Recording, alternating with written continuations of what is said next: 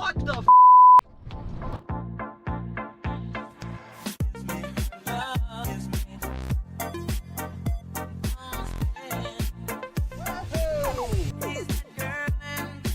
Okay, so if you didn't see part one of this Buick Rendezvous, I guess we'll call it a series, be sure to go check it out. When I picked this thing up from Copart, sight unseen, $350 winning bid. It was flooded. The water line marker was somewhere down here, but in reality, the water in this thing was actually about this deep. And fortunately, it seems that no water got in the engine. I was able to get it running with little effort, and everything seems well. So here we are in part two, and I want to get this interior pulled out and cleaned because it does have some mold, because obviously some water did get in here. How much? It's hard to say, but I know it didn't get too high because, for example, the glove box here, the books are perfectly dry, no water staining, nothing. So, and you can see this is not a sealed glove box. If the water was up here, it would have got in. So the water could have been no higher than here because it's dry in the center console as well. And even the cup holders, they don't, you know, you can see the funk and filth down here, but not up here, not as bad. It's just normal. I started without you guys the other day, and I pulled out the passenger seat with no trouble at all. I've got the nuts right here. You can see a little bit of corrosion on them, but not that bad at all. And especially the threads were fine. They weren't seized or rusted up, so just came right out. And look at, this car keeps making me money. So I looked up the value of that Nikon camera lens I found in the back seat when I picked it up at Copart. Used, it's worth between 150 and 230 bucks. So hey, that's great. And it doesn't appear to have gotten water in it when it was flooded. It must have been up high. But look at this. Dollar bill. Keep making money from this thing. It's unbelievable. Okay, so the rear seats came out literally in seconds. They're designed to come out. You can see I've started popping out the trim to get the carpet out. Oh, this is, look. This is still wet. Wow. That's why I'm surprised it's so dry in this thing. It doesn't feel musty, but this carpet foam is soaked. So this is why you got to pull the carpet and everything out. It's not good enough to just throw a damper it in here and say, well, yeah, you know, it's dried out. Because honestly, there's a little bit of a smell, but it's not humid. You know, the air isn't thick. You would think it's already dry. You feel the top of the carpet and it's dry as a bone, but look at all that. That's soaked. What's in this side here? Oh, look at that. Got another accessory power port back here. I know probably in the Aztec, this would have been maybe the air compressor, I think. So not nearly as many gizmos in the Rendezvous, but same vehicle underneath. Pretty long bolts for, you know, tying down cargo in the back. They definitely wanted to make sure you were covered if it was something heavy.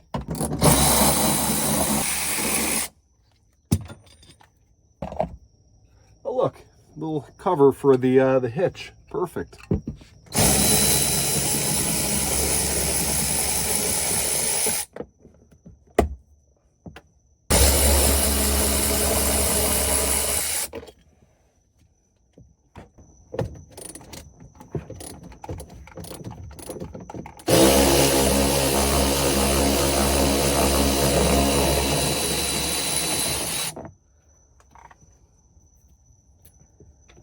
Start to carefully pull this out from the bottom,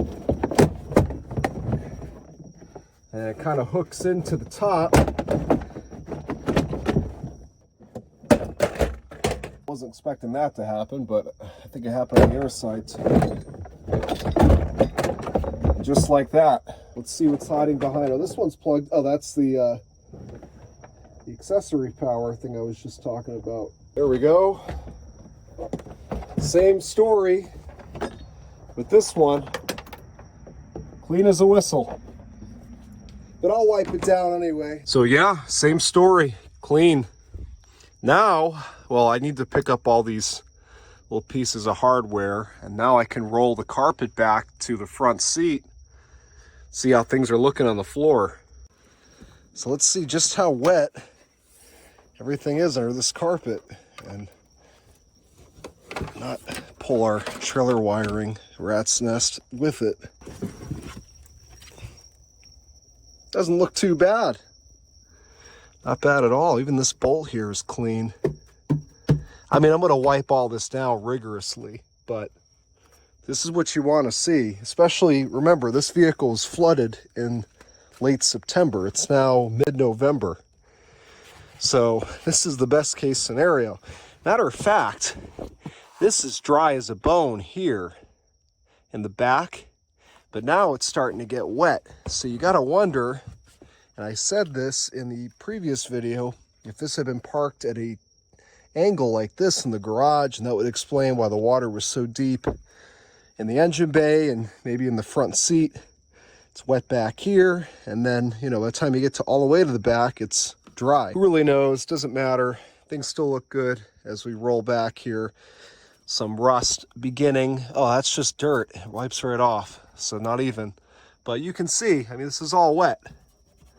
And it's been, you know, almost 2 months, so that's why you got to strip these interiors in these flood cars. Interesting discovery I just made right now. This door was actually put on improperly. Like the plastic tab at the bottom was sticking out as if somebody recently accessed it.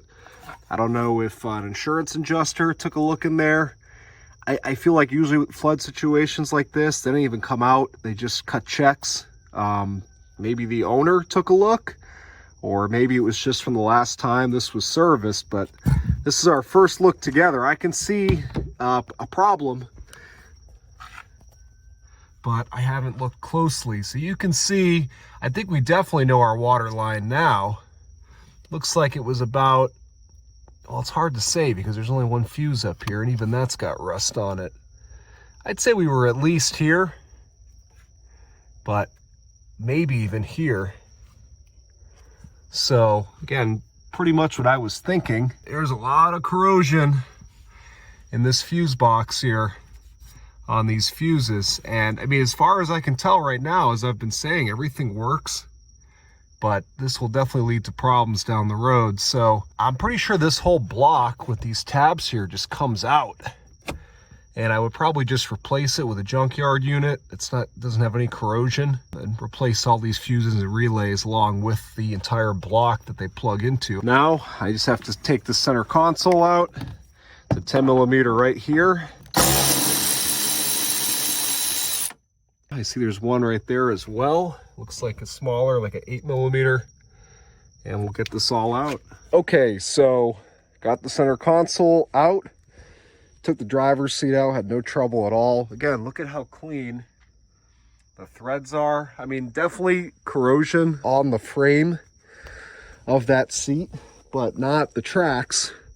They were so well greased, so that's great. It had no problem moving all the way forward and all the way back for me to get those 4 18mm nuts out to take the seat out. I love base models and I love luxury cars just the same, because with a base model like this, it's so easy to take this thing apart. There's one connector for the friggin' seat.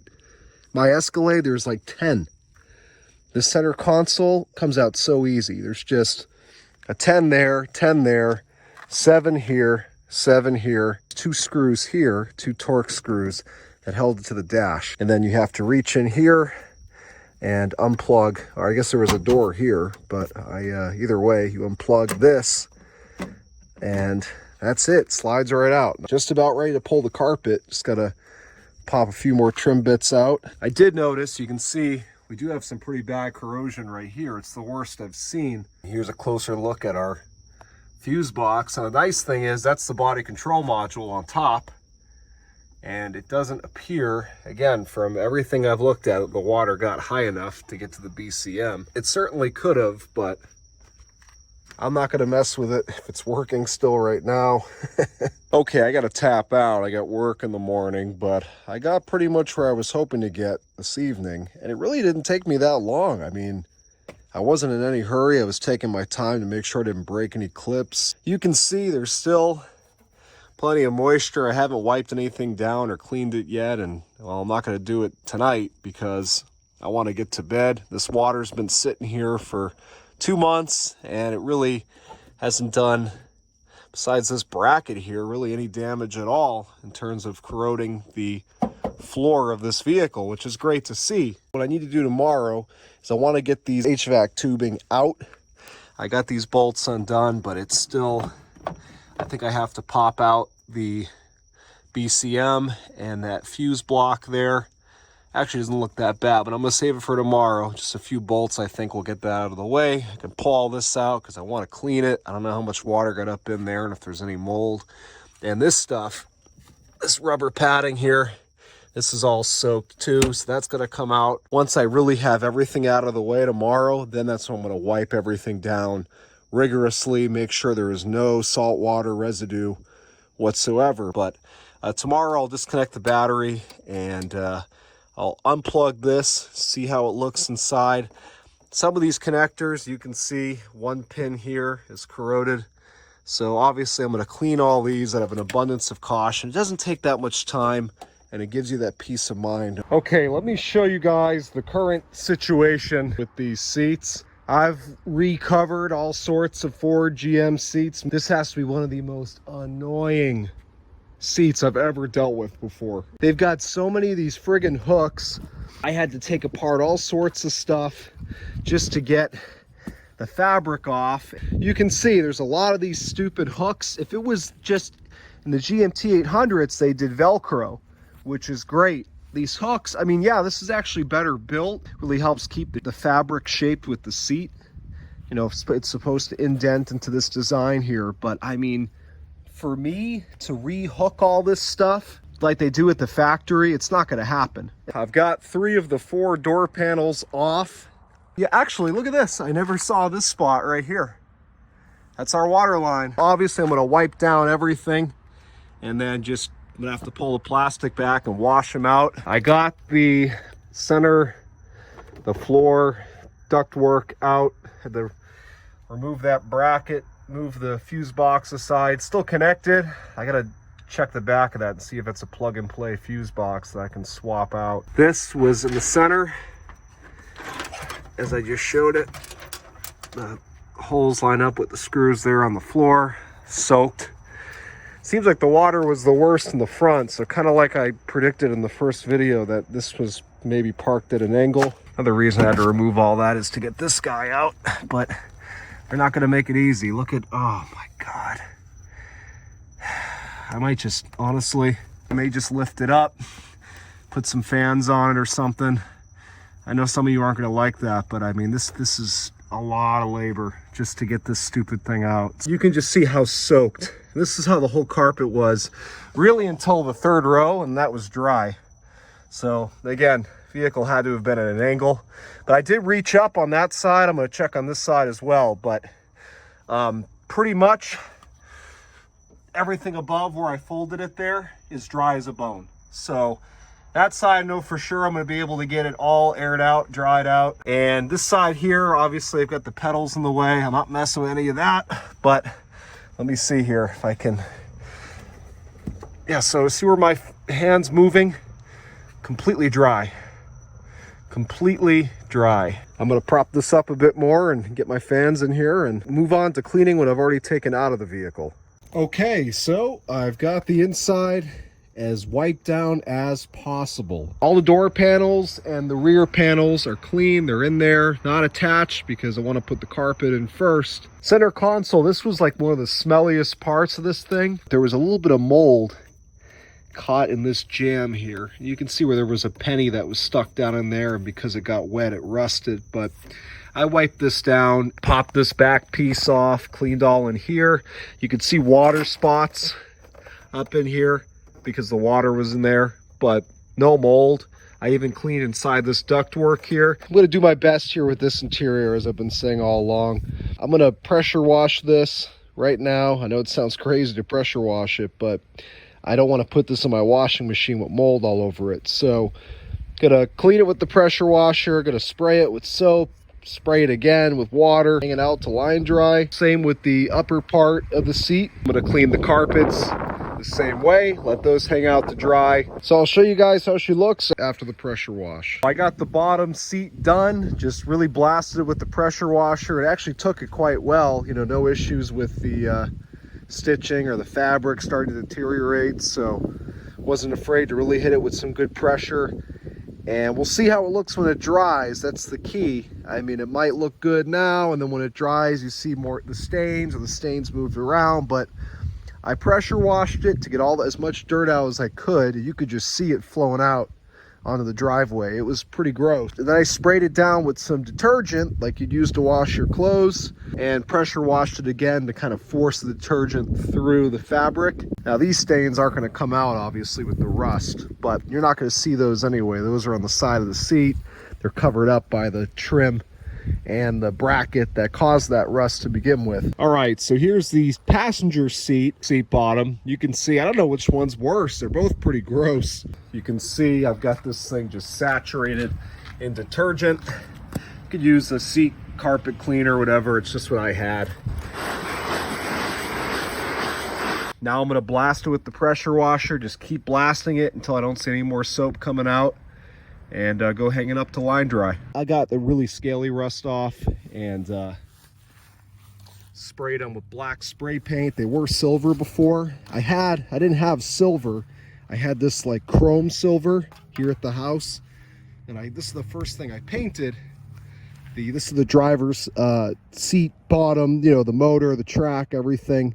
And this upper part was silver. You can see here, for example, I didn't spray that. You're not going to see it. I didn't really clean this up because, again, the only way you would see this is looking under the seat. But I figured, hey, let me hit it with some spray paint. If nothing else, you know, it's Rust-Oleum, Rust Stop. Should stop that rust from getting any worse if any more humidity gets in the car, and it looks better. So I sprayed this silver, but it's a very shiny chrome silver. And once I saw that, I didn't want to use that on the sides of the seats because it would really make them stand out. And I want them to blend in. So I painted these flat black. I think they came out really nice. Didn't gob the paint in there because, you know, you want all those mechanical parts to move freely, but just dusted them with some black paint. Given the carpet more than a few days to dry, I washed both sides of it. The part that really took time to dry is the back, this foam, because it's so thick. It's like essentially it's a sponge, so it wants to hold water. So this is dry, it's clean. If you smell it, it doesn't smell bad at all. And I rinsed this thing so thoroughly, I know if there was any salt trapped in here, it's gone. Basically now I'm finally ready to put this thing together, but I got one more thing to do. Let me show you what that is. Okay, so take a look. Here is I've got it out, the interior fuse box. You can see it got a fair bit corroded, even in the back where the big giant harness plugs plug in. And even the BCM, body control module, has some corrosion showing as well. So I didn't realize that this got wet too, or maybe it was just some moisture in the car. This is the fuse block with all the fuses and relays. They've all been dunked deep in salt water. And you can even see, just looking at the back of this fuse block, and I cleaned this as well as I could. It's just hard to get in there or anything. Not ideal, obviously, to continue using. So I got from the junkyard fuse block with all the fuses loaded in it, breakers, relays. You can see no corrosion, mint shape, same exact unit as this one here. Then I took the BCM. It did get just a little bit of water in it, a little bit of corrosion. You can see most of the board looks great. The back of the board looks beautiful, which is, this is the part that faces up. So this part wasn't in water.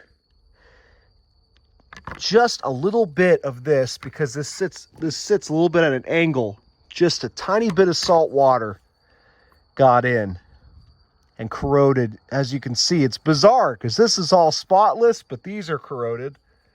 So it's like an L. So I'm going to clean this now with some CRC cleaner and a toothbrush. And then let me take you over to the Rendezvous. The connectors here for the fuse block, you can see I was able to clean these up really well. And there's no corrosion on any of those pins. Again, you can see I put a little bit of dielectric grease. Probably not necessary, but I've got a bunch of tubes of that stuff. I just like to use it up.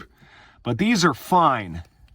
I definitely did not want to get into repinning these connectors, taking ones from a junkyard car or something. Okay, so I have the interior back together. Now, logically, I would have tested everything first, but this is so easy to do. It took 2 minutes to throw this entire interior back in, so I didn't mind doing it. Let's see what's what.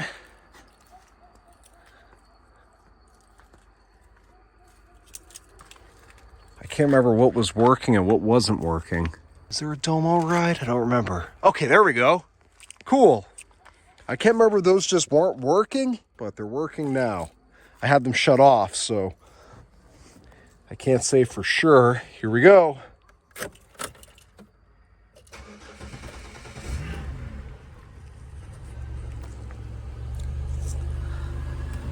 Oh, thank God. Okay. Windows are working again. Power mirror? It's trying to. I think? Yeah, okay, there it goes. There it goes. How about the blower motor? That wasn't working. That's working, and I heard the AC kick on. Is the radio, all 4 speakers working again? Sure sounds like it. I don't want to get demonetized. Even this light came back on for the parkade. Horn, blower motor. That AC is ice cold. There's no light. Oh, power seats. Let's see. Let's see. Yep, there are alignment screws in these headlights that are pointing. In low beam, they're pointing in a high beam position. In high beam, they're pointing at the sky practically. But this is reversed. And I don't think that's flood related because these are replacement headlights. If I had to guess, they reversed the bulb harnesses by accident. They put the high beams or the low beams they're supposed to be and vice versa. If I had to guess. Fog lights working again? Yep. It's a very noisy sprayer pump, but rear wiper? Oof. Why is that pump so loud? Let me see if the rear... Oh, now the park sensors are working. Or it came on. Well, yeah, they're working. It just, there's nothing behind me. I've got everything working. Excuse me? Why is that coming on? All right, let me get my multimeter and make sure this alternator's charging. Okay, so I put my multimeter on the battery. I couldn't do it with the camera on because I can't find my alligator clamps. Obviously, I had to hold the prongs. And it's charging at 14 volts, and all of a sudden it drops to like 4 volts, and it goes up to 8, then 10.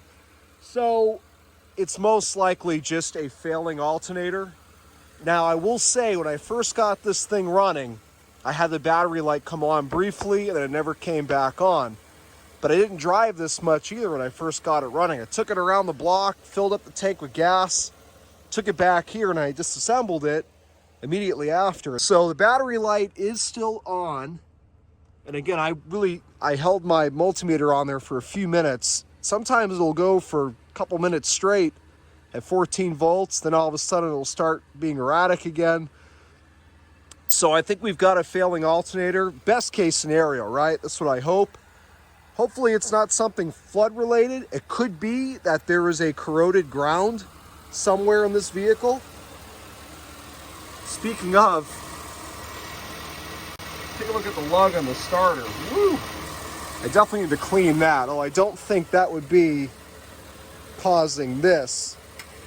But there could certainly be another corroded ground somewhere. So I would start there before I'd go replacing the alternator. It does look like the original alternator. I don't see any reman stickers on there, and it's got the same kind of age and corrosion on it as everything else. I'd be willing to bet that's the original. So it is very much possible that that alternator could just be tired, probably deviating just enough that's throwing a code to the computer that, hey, something's going on with the alternator, it ain't right. But we're still getting enough voltage because most of the time it is charging. I think it should be fine for now. I'm gonna go ahead and re-aim these headlights. The aiming, and I think, like I said, they got the sockets backwards or something, whoever put these headlights in. Okay, so I've got this on the aiming screw here. I just want to show you how this works if you don't know. So I'm turning it clockwise. And look at the trees there. You can see the level of the headlight dropping on the driver's side. These were just reversed. The harnesses with the bulbs, and now we're on low beam right now. Low beam on the dash. I hit high beam. So look, high, low, high, low. So no electrical issue there, just whoever replaced these headlights, which by the way, they come out even easier than GMT 800. Get this little swivel screw here, and you pop this up, and that's it. You pull them out. Super easy. Let me finish aiming these and take that drive and close this video out. Okay, so doing this drive primarily to see how I did with aiming the headlights. I did pretty good. I think the passenger side's a little bit lower. You can kind of see the camera might not show it so well, but they're not too far off. That's not a big deal. I just have to spin that one up a little bit more. You can see the high beams doing what they should, and low beams. And then low beams with fog lights. Now you can see the battery lights still on. Again, I'm hoping that's just gonna end up being a poor ground, but not to jinx myself here because now I'm on the road. If I break down, I'm gonna have a long walk home, but I feel like the battery should have died by now. I have the heat going, I've messed with the windows, I was messing with the headlights. It should have died by now if it's, you know, not charging at all. And I don't think that's the case because, again, I did the multimeter and the multimeter showed me exactly what's going on. It's kind of varying. Sometimes it's charging full time, sometimes it's charging at 14 like it should, and sometimes it's dropping. So common sign of a failing alternator. You know, you tend to overthink things with a flood car like this because you start thinking, oh boy, is it flood related? It seems to be doing just fine, and I got everything working now, which is great. You can see no warning lights besides the battery light. Windows working. I've got the heat blowing nice. Works great. So yeah, I'm gonna drive this around a bit more. I just want to see if it ends up eventually dying. I don't think it will. I mean, I don't even when I hit the brakes, I'm putting on the brake lights. Usually you would see, if you've got a weak charging situation, you'd see the dash lights dim, and they're not doing that at all. So I think it's exactly what I said it was, but this will be the most I've ever driven this. I really do want to just drive it around for several minutes and feel it out. And then we'll conclude this video with a final walk around, and I'll enjoy her for hopefully years to come. All right, here she is, the finished product. Now there's a few things I still have to button up, but she's running, driving, clean, and rebuilt, inspected. And if you couldn't tell why I bought this thing before, just take a look at her now. I mean, you just don't find these Rendezvous in this condition. And obviously those replacement headlights play a big role in why she looks so good, but even if it didn't have those replacement headlights, look at the condition of the paint, the black plastics, the hubcaps, the steel wheels, the glass, everything. The only thing I haven't done yet in terms of exterior cosmetics, and it's really simple, I just need to pop off these roof rack bars. You can see there's a little bit of aluminum kind of pitting on them, and repaint those black. And once I do that, the exterior of this thing is really going to be a 10 out of 10, at least for what it is. And as it sits right here, I'm into this thing for like 600 bucks. All said and done. Purchase price, auction fees, and maybe a little bit more than that, but hardly any more than that. I had to buy, as you saw in the video, I bought a used fuse box loaded with its fuses and relays and everything like that, and that only cost me 25 bucks. You can see her in there doing her job, looking much better than the one that I took out. The BCM, as you saw in the video, I cleaned with CRC and a toothbrush. It really wasn't that corroded, and that's been working on all the flood vehicles where I've had the BCMs get wet. This is just a little bit of dirt. It's a crazy windy day. There's stuff blowing around everywhere. But The body on this thing truly in unbelievable shape, and these aren't plastic, you know, these are metal doors. It's not like a Saturn Vue or something. Those beautiful brand new Goodyear tires that she came with on her already. And I didn't really show, I apologize for how choppy and low quality this video was, but I was working on this thing over the course of a few weeks, just filming here and there, working on other projects, so the video doesn't flow that well, and that's why I wanted to close it out with a final walk around. You can see how the seat's cleaned up, and like I talked about in the video, I didn't re-hook these the way they had it from the factory, so you can see there's a little bit of like play in the fabric. You don't notice that when you're sitting on them. Pressure washing and scrubbing all this fabric really made it look way better. Driver's seat over there, again, they look brand new. Carpets came out wonderful. They look gray again, no brown dirt. They got a little bit of dirt on them now because I've been driving this thing, but still have to clean the floor mats and throw them back in. Door panels, everything in here got wiped down. I got up in the dash and made sure there was no mold and cleaned everything. I did break this switch when I took this door panel apart, and every time I go to the junkyard, I keep forgetting to grab one. So the window still works. I just broke it cosmetically. And all the electronics, I've been driving this. This isn't, let me zoom this out a little bit. I just wanted to give you a real high def look at her before. I wish the sun was out today. You could really see just how much this thing pops. I've been driving this. This is not like my first drive after I buttoned it up. Been driving this for weeks. It's plated. It has its rebuilt title already issued in the inspection. It passed at flying colors because this is a vehicle that's staying in my fleet.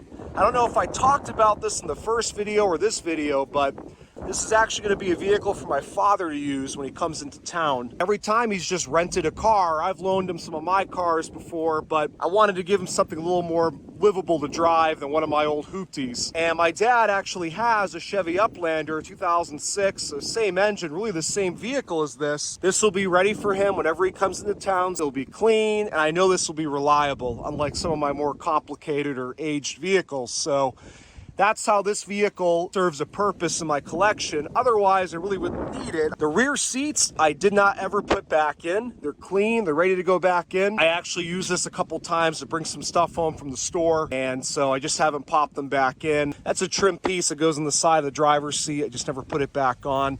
So again, a few little odds and ends to button up. I even got a replacement pull handle with these brackets not broken out of an Uplander van. Again, it's the same vehicle. I just have to put that in. Haven't finished it because, like I said, I've been driving it. Again, those beautiful brand new Goodyear tires. This thing drives as well as it looks. Drives like a car with a third the mileage. You'd think it's a 30,000 mile Rendezvous. Now I've got this hooked up here because I wanted to show you guys. You can see, maybe you just saw it there a moment ago. The battery light is still on. Now I haven't went hunting down any corroded grounds or anything like that just yet. I still haven't cleaned even that lug on the starter. Some of you might get upset, but remember guys, I'm doing a whole bunch of projects at a time, so I prioritize things. This is running and driving fine, and if for some reason it stopped charging the battery, I've got AAA, but it hasn't. I've driven the heck out of this thing, and you can see I put this here just to show you guys. This is live data. Let me zoom that in so it's more crisp. Live data, you can see we're charging at 13.5 volts. It's consistent and steady. You can see the graph down at the bottom. There's no deviations. I didn't even think I read it right the other night when I said, oh yeah, the alternator's jumping the voltage, because I was using that multimeter on another project and I realized that the multimeter is acting up. So this is straight into the computer, and you can see we're getting consistent charge. So that could be some sort of electrical gremlin from the flood, or again, just a corroded ground, or I kind of feel like these Rendezvous in general had a lot of electrical gremlins, flooded or not. I haven't owned one in a long time. You know, I've only ever bought these to flip. So I feel like I remember these clusters doing stuff like that, though, throwing weird warning lights when there wasn't a problem. If I'm right about that, let me know. I feel like that was the case. And obviously I'm going to try to fix that, but for now, you know, my father's not in town. He won't be in town for a bit, and it doesn't bother me with that being on, so I haven't touched it. Now you can see here my rebuilt identification sticker from the state of Florida. This is rebuilt, inspected, as I said. It's good to go. Running, driving, insured, registered. Those seats, once again, how nice they cleaned up. I even left the grandma little thing here on the seat belt. And the rear seats look just as good. They really weren't dirty like the front seats were. You saw how bad these were. And this is just worn off, this paint here. But everything else, again, a few little things I have to button back together. Everything works great. And you can hear just how nice it runs. You really can't hear it running. That's how smooth it runs. Look at how nice she runs. Remember, I've done no tuning up to this whatsoever. No plugs, wires, nothing. It didn't need it.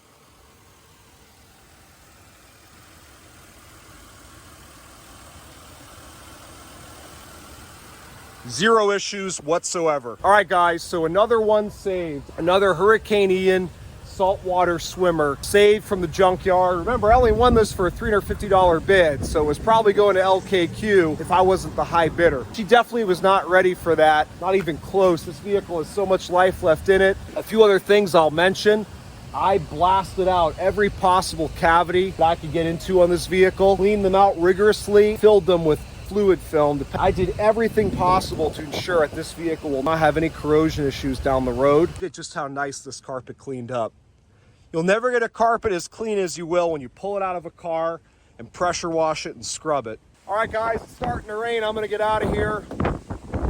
I hope you enjoyed this one. Seeing this Rendezvous get a second chance at life. Thanks for watching. Keep an eye out for more. I got tons more flood cars that I've bought over the past few months. Just been working on them all little by little. So now I'm trying to start getting the videos out quicker. Keep an eye out for more.